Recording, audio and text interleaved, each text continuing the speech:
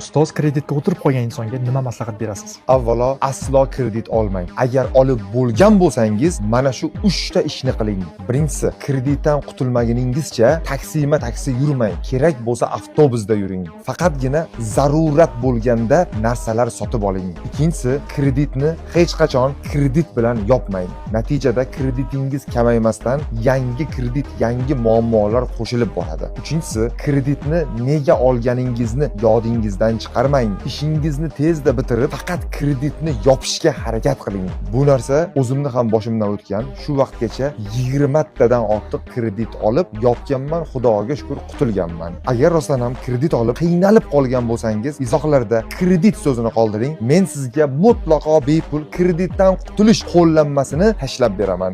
Videoni qarzga, kreditga botib qolgan yaqinlaringizga yuborib qo'ying. Sog'-salomat chiqib olsa, sizga rahmat aytadi. Meni kuzatishda davom eting. Obuna bo'lmagan bo'lsangiz, hoziroq obuna bo'lib qo'ying. Yaxshi ko'ramasizlar?